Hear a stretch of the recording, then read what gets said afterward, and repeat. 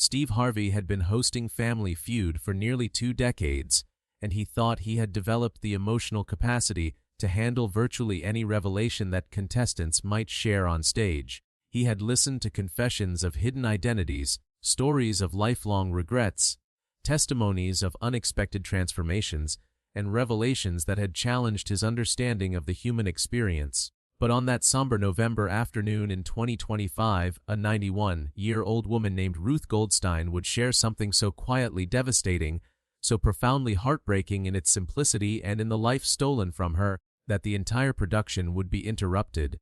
Not just paused but completely stopped, as Steve stood unable to continue, as crew members openly wept, and as everyone present found themselves confronting the horror of the Holocaust through the testimony of one small, elderly woman who had survived what no child should ever experience.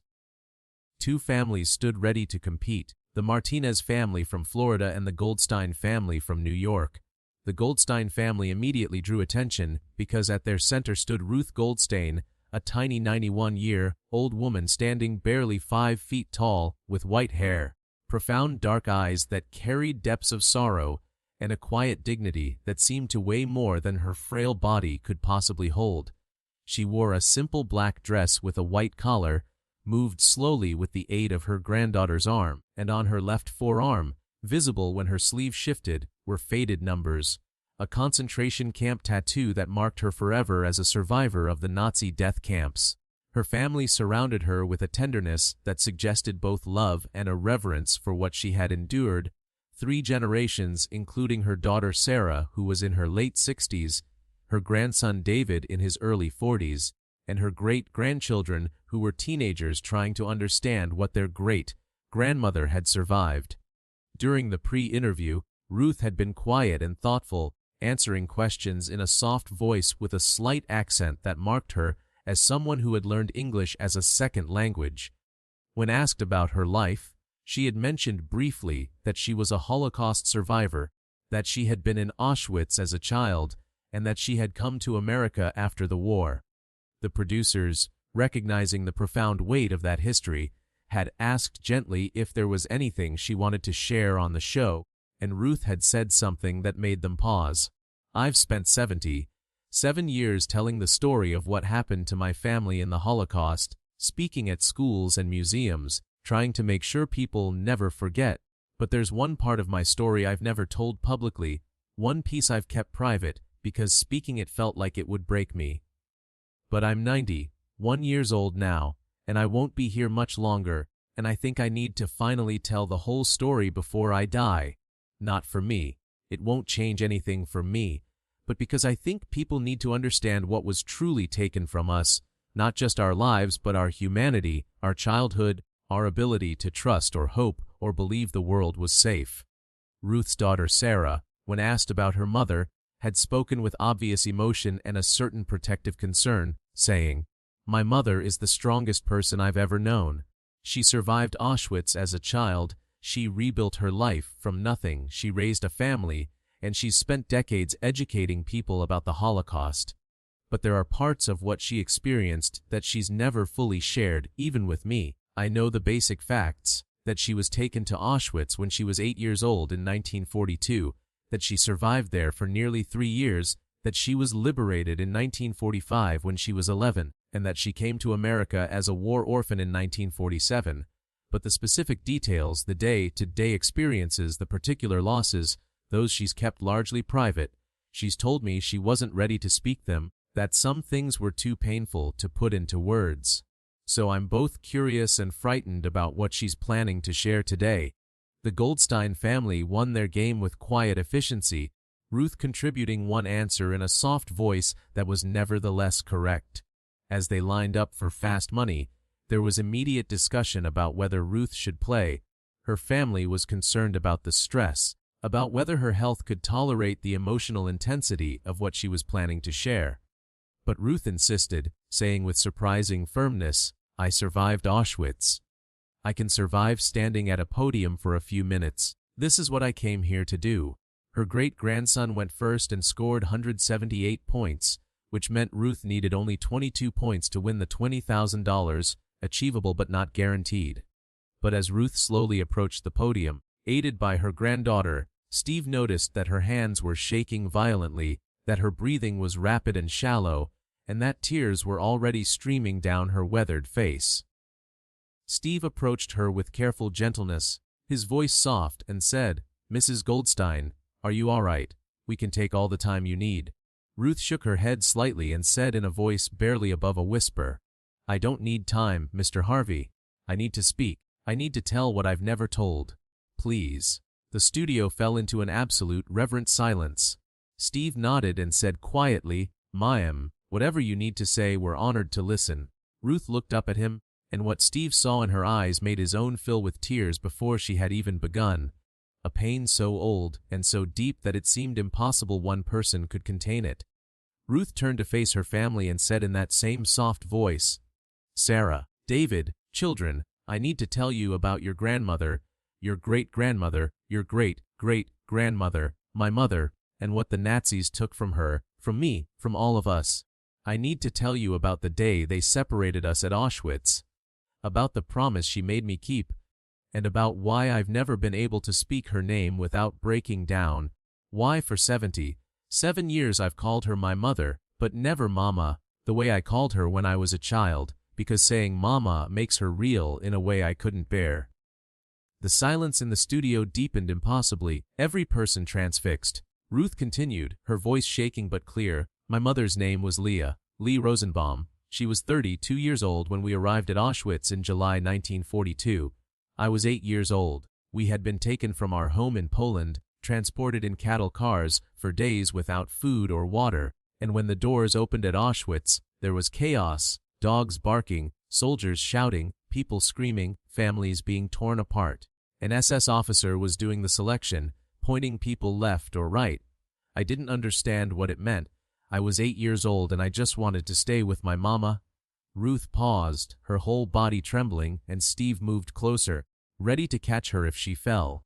She said, "My mother was holding my hand when we reached the SS officer.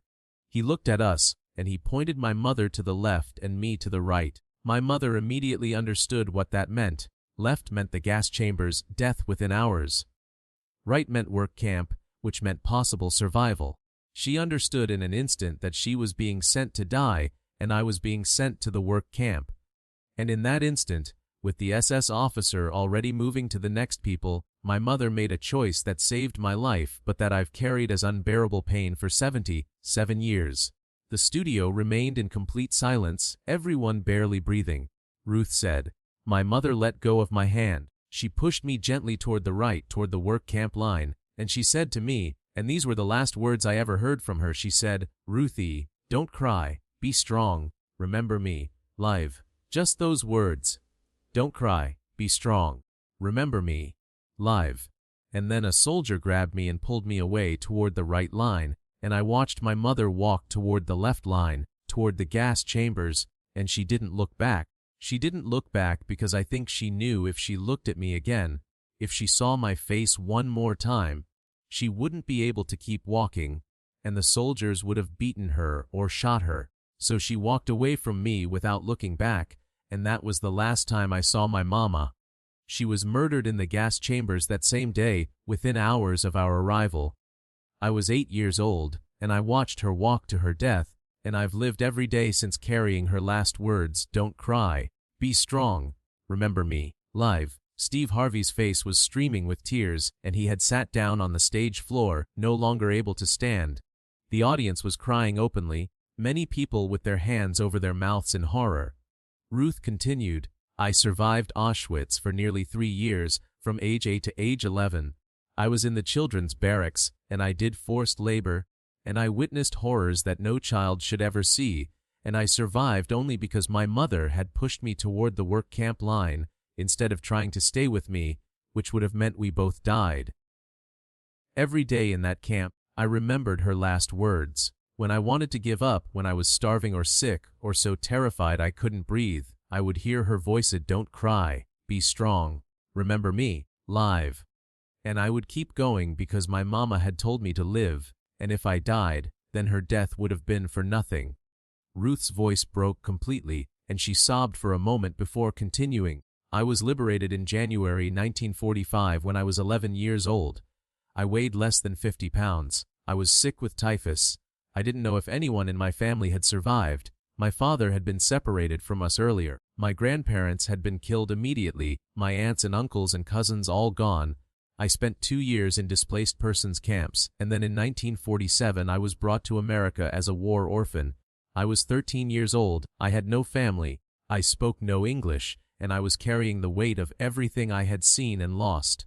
A Jewish family in New York took me in, and they were kind to me, and I eventually learned English and went to school and tried to build a life. But I never stopped hearing my mother's voice. Don't cry. Be strong. Remember me. Live. Sarah was sobbing and she came forward and tried to embrace her mother, but Ruth gently held up a hand, indicating she needed to finish.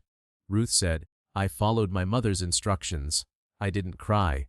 I pushed down all my grief and trauma, and I just kept moving forward. I was strong. I survived and I built a life and I raised a family. I remembered her. Every single day for 77 years, I've thought about my mama and what she sacrificed for me. And I lived. I got married, I had children, I built a career, I've lived to be 91 years old. I did everything she told me to do. But what I've never been able to do, what I couldn't do for 77 years, is what I most wanted to do. I couldn't cry for her the way a daughter should cry for her mother, because she told me don't cry, and I took that as a commandment, as her final wish, and for 77 years I haven't let myself fully grieve her, because she told me not to cry. The revelation of this impossible burden hit everyone like a physical blow. Steve Harvey made a sound of pure anguish, and several crew members had to step away because they couldn't contain their emotions. Ruth said, I'm 91 years old and I'm dying. I have cancer, and the doctors say I have maybe 3 months. And I realized that I can't die without finally breaking the commandment my mother gave me. I can't die without crying for her the way I've needed to cry for 77 years. She told me don't cry because she wanted me to survive, wanted me to be strong, didn't want me to give up in the camp. But she's been dead for 77 years, and I've been strong for 77 years, and I've survived and lived and remembered her, and now I need to finally grieve her properly. I need to cry for my mama. Ruth's voice rose for the first time, filled with 7 decades of suppressed anguish, and she said, her name was Leah. My mama's name was Leah Rosenbaum. She was 32 years old when the Nazis murdered her. She was beautiful and kind, and she loved me more than anything in the world, and she saved my life by letting go of my hand and walking to her death alone so I could live, and I miss her. I've missed her every day for 77 years. I've wanted my mama every day of my life since I was 8 years old. And I need to finally say what I've never said, what she told me not to say, but what a daughter needs to say about her mother who was murdered when she was 32 years old and I was 8 years old. Ruth looked directly at the camera, tears streaming down her face, and she said in a voice that was both broken and strong, Mama, I'm sorry I didn't cry for you the way I should have. I'm sorry I followed your instruction too literally, that I pushed down my grief for 77 years because you told me not to cry. I understand why you said it. You were trying to save me, trying to give me strength to survive. But Mama, I need to cry for you now. I need to grieve you the way a daughter should grieve her mother. You were taken from me when I was 8 years old, and I never got to say goodbye properly, never got to tell you how much I loved you, never got to thank you for saving my life. So, I'm telling you now I love you, Mama. I've loved you every day for 83 years. Thank you for pushing me toward life instead of keeping me with you in death. Thank you for your last words that kept me alive through the camps. Thank you for being my mother. And I'm so sorry that you died alone and afraid and in pain, and I'm sorry that you never got to see me grow up, never got to meet your grandchildren and great-grandchildren, never got to know that I survived and lived the life you wanted me to live. Ruth collapsed into sobs, deep wrenching sobs that seemed to come from 77 years of suppressed grief, and her family rushed to her, holding her as she finally cried for her mother the way she had needed to cry since she was 8 years old. Steve Harvey was sitting on the floor of the stage crying so hard he was shaking, making no attempt to hide or control his emotion. The crew had stopped filming, not because they were supposed to but because everyone was too overwhelmed to function. The audience was collectively sobbing, people holding each other, many people standing in respect for what they had just witnessed. After several minutes, when Ruth's sobs had quieted to shaky breathing, Steve slowly stood and approached her. He didn't speak at first, just stood with his hand on his heart, tears still streaming down his face. Finally, in a voice that was barely controlled, he said, "Mrs. Goldstein, I don't have words. I don't have any words adequate for what you just shared. The story of your mother Leah, of her sacrifice, of her last words to you, of you carrying those words as both salvation and burden for 77 years. It's the most heartbreaking thing I've ever heard. And the fact that you've finally given yourself permission to grieve her, to cry for her, to break the commandment she gave you, that's one of the most courageous things I've ever witnessed." He turned to the camera and said, "Ladies and gentlemen, we can't continue this show. We're not playing fast money. This moment is sacred, and we're going to honor it properly. Mrs. Ruth Goldstein is a survivor of Auschwitz who lost her mother Leah when she was 8 years old, who has lived for 77 years following her mother's last instructions to not cry, to be strong, to remember her, and to live, and who is finally, at 91 years old and facing her own death, allowing herself to grieve her mother the way a daughter should. This is not entertainment. This is testimony. This is sacred witness, and we're going to treat it with the respect it deserves." Production was halted for over an hour while Ruth composed herself, while her family surrounded her with love and support, while Steve and the crew tried to process what they had heard. When filming resumed, it was not to continue the game, but to allow Ruth to share more about her mother Leah, to speak her name repeatedly, to tell stories about her childhood before the war, to describe what her mother had been like as a person rather than just as a victim of the Holocaust. Ruth spoke about how Leah had loved to sing, how she had made the best challah bread, how she had been kind to everyone, how she had tried to shield Ruth from understanding what was happening even as their world collapsed around them. Ruth spoke her mother's name over and over, "Leah, my mama Leah," as if making up for 77 years of being unable to say it without breaking down.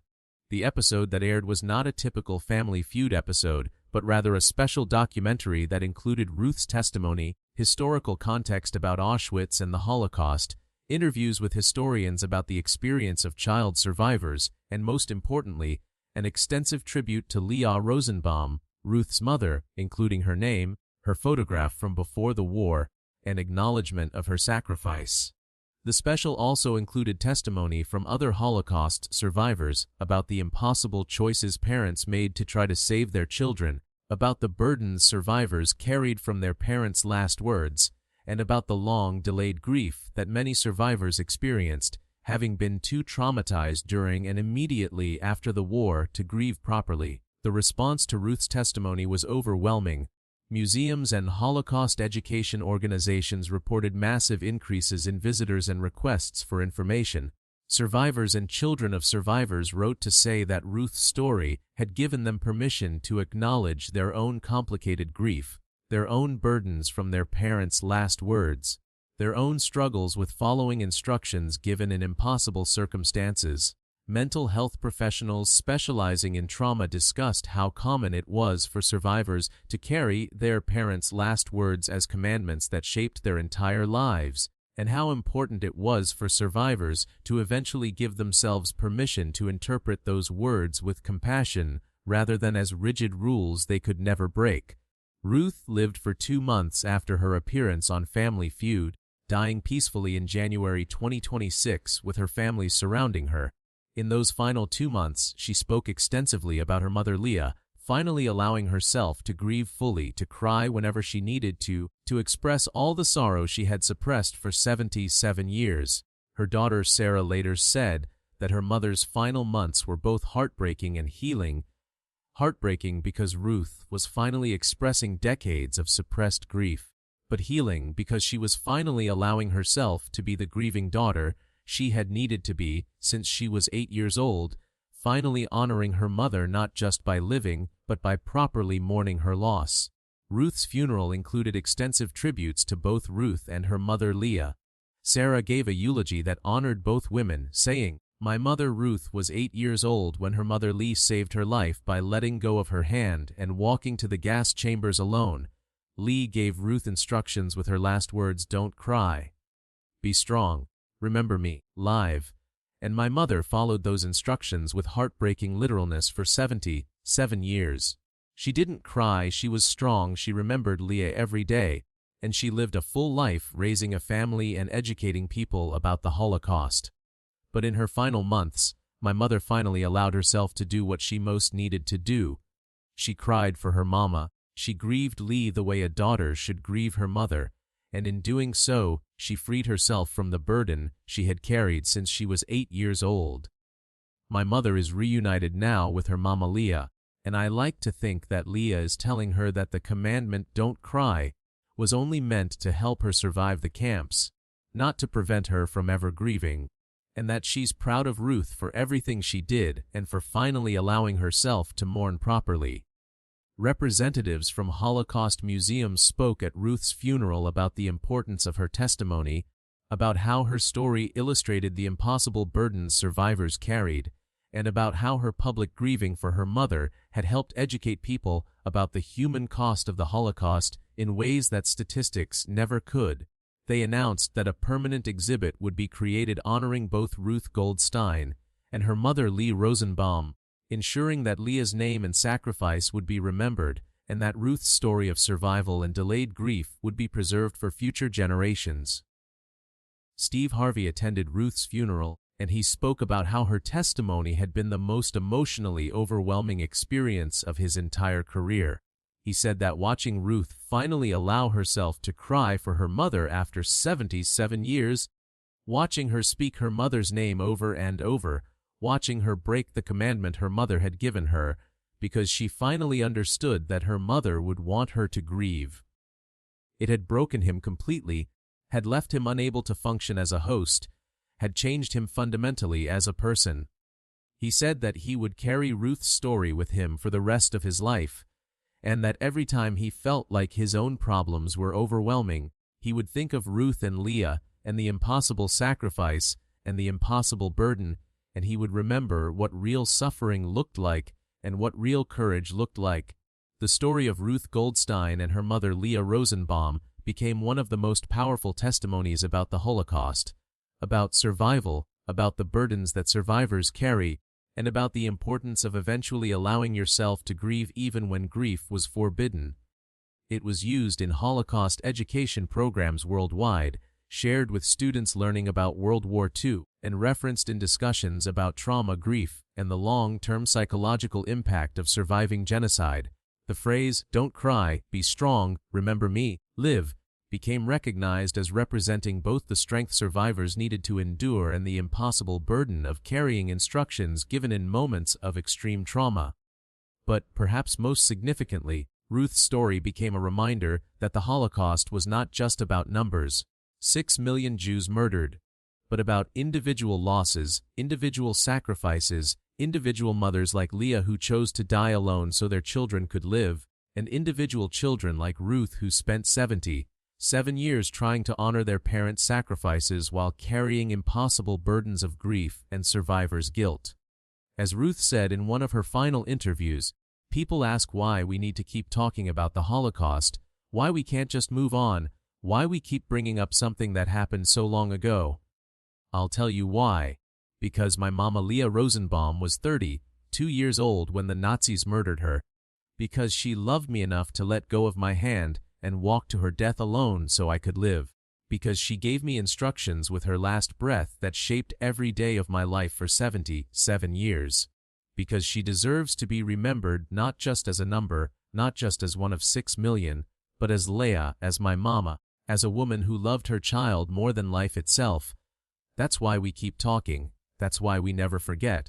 Not for the dead, they're gone, but for ourselves, so we remember what we're capable of both creating and surviving, so we never let it happen again, and so that names like Leah Rosenbaum are spoken and remembered and honored forever.